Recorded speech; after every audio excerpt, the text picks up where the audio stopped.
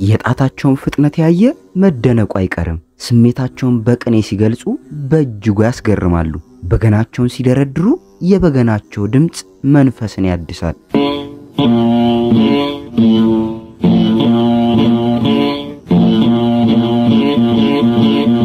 የግጥሞችን ቃላት ሲሏቸው ልብን ይነካሉ። በዝማሬው ቢሉ በፉከራው፣ በቅኔው ቢሉ በድርሰቱ፣ በወኔው ቢሉ በድርደራው ብቻ ባለብዙ ጸጋ ናቸው። በገነኛ አቶ ደምሴ ደስታ። ይህ ባለ ታሪካችን የተሰኘው መርሃ ግብራችን ነው። ዛሬ የአቶ ደምሴ ደስታን የበገና ህይወት እናያለን። እስከ ቪዲዮ መጨረሻ አብራችሁን ቆዩ። አቶ ደምሴ ደስታ ሲነሱ ከሀገር ፍቅር ቲያትር ቤት ጋር ያላቸው ቁርኝነት በጉልህ ይታያል። አቶ ደምሴ ደስታ በሀገር ፍቅር ቲያትር በ1934 ዓመተ ምህረት በ18 ማርትሬዛ ብር ተቀጥረው እንደነበር ልጃቸው አቶ ዘርፉ ደምሴ በተደረገላቸው ኢንተርቪው ጠቅሰዋል። አቶ ደምሴ ደስታ በገናን እጅግ አድርገው የሚወዱ ፍጹም ጸጥታ በሰፈነበት ሌሊት በገናቸውን ይደረድሩ የነበሩ፣ ከዚህ ሁኔታ በመነሳት ልጃቸው በገናውን ያናግሩት ነበር ያለላቸው አባት ነበሩ። በቤተ መንግስታት ውስጥ በመገኘት አገልግሎት ይሰጡ የነበሩም አባት ናቸው። በተለይ የሀገራቸው ነገር አይሆንላቸው፣ ሀገራቸውን በጣም ይወዱ ነበር። ከዚህ የተነሳ የተለያዩ ሀገራዊ ጉዳዮች ላይ ይሳተፋሉ።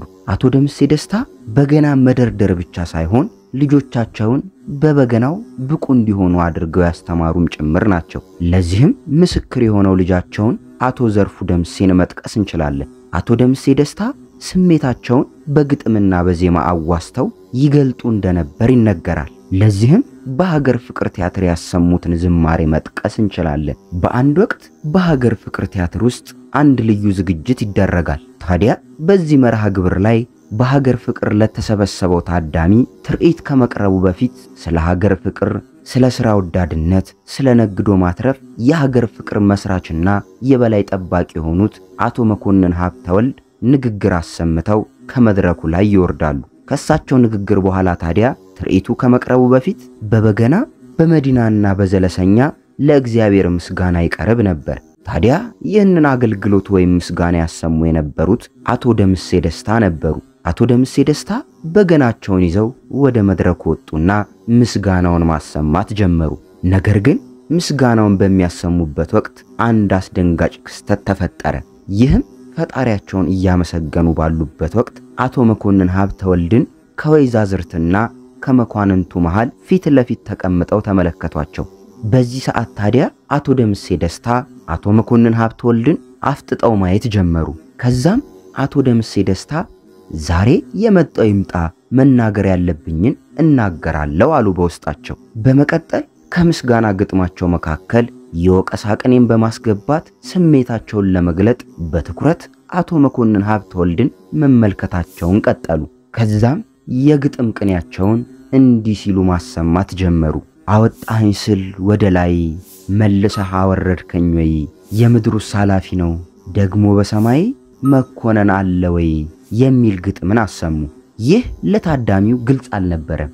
ለካ አቶ ደምሴ ደስታ መንስኤው ባልታወቀ ነገር ከአቶ መኮንን ሀብተወልድ ጋር ተጣልተው ስለነበረ የአቶ ደምሴ ደስታን ደሞዛቸውን አስቆርጠውባቸው ነበር። ደሞዛቸው የተቆረጠው ደግሞ ደሞዝ ተጨምሮላቸው እድገት አገኘው ብለው ተደስተው 4 ወራትን ያህል ብቻ ደሞዝ እንደበሉ ነበር። ለካስ ደሞዛቸውን ጨምረውላቸው 4 ወራትን በደስታ እንደቆዩ ነበር መልሰው ደሞዛቸውን ያስቆረጡባቸው። ለካ በዚህ ነገር በማዘናቸው ነበር አወጣኸኝ ስል ወደ ላይ መልሰህ አወረድከኝ ወይ፣ የምድሩስ ኃላፊ ነው ደግሞ በሰማይ መኮነን አለ ወይ ሲሉ ስሜታቸውን የገለጡት። አቶ ደምሴ ደስታ ምስጋናቸውን ወይም ዝማሬያቸውን አሰምተው ከመድረኩ እንደወረዱ አቶ መኮንን ሀብተወልድ ሲሮጡ ወደ መልበሻ ክፍል በመሄድ አቶ ደምሴ ደስታን በህዝብ ፊት ትሰድበኝ ታዋርደኝ ሲሉ በማዘንና በንዴት ስሜት ውስጥ ሆነው ጠየቋቸው። ታዲያ በዚህ ጊዜ አቶ ደምሴ ደስታም ጌታዬ እኔ ያልሰደብኩትም እኔ የመጣልኝን ነው በመድረኩ ላይ ያሰማሁት ብለው መለሱ። አቶ መኮንን ሀብተወልድ ለትንሽ ደቂቃዎች ካጉረመረሙ በኋላ የሂሳብ ሹሙን አቶ ግርማ ወልደ ዮሐንስን አስጠርተው ከአቶ ደምሴ ደስታ ደሞዝ የተቆረጠውን ገንዘብ በአስቸኳይ መልሱላቸው ብለው ትዕዛዝ አስተላለፉ። ይሄን በሰሙ ጊዜ አቶ ደምሴ ደስታ ደስ በመሰኘታቸው በበገና የማሰማው ምስጋና አለኝ፣ በድጋሚ መድረክ ላይ መውጣት አለብኝ ብለው በፍጥነት በገናቸውን ይዘው ወደ መድረክ ወጡና ምስጋናቸውን አሰሙ። በሀገር ፍቅር የተሰበሰበው ሕዝብ መልእክቱ ባይገባውም አቶ መኮንን ሀብተወልድና አቶ ደምሴ ደስታ ግን ውስጥ ለውስጥ ተግባብተው ነበርና ፊታቸው ላይ ደስታቸውን በመግለጽ ተናበቡ። ይህ ታሪክ ታዲያ ብዙዎቻችንን ያስተምራል ብዬ አስባለሁ። አቶ ደምሴ ደስታ በገናን ከመደርደር ባለፈ ቲያትር የመጻፍ ጸጋ እንዳላቸው የጻፏቸው ከ7 በላይ ቲያትሮች ምስክር ይሆናሉ።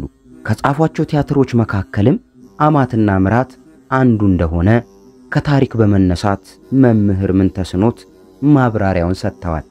አቶ ደምሴ ደስታ በርካታ የጥበብ ሥራዎችን ይሰሩ እንደነበር የሚነገርላቸው ታላቅ አባት ናቸው። ድንቅ የሆኑ በገና ደርዳሪያንንም አፍርተዋል። በገነኛ አቶ ደምሴ ደስታ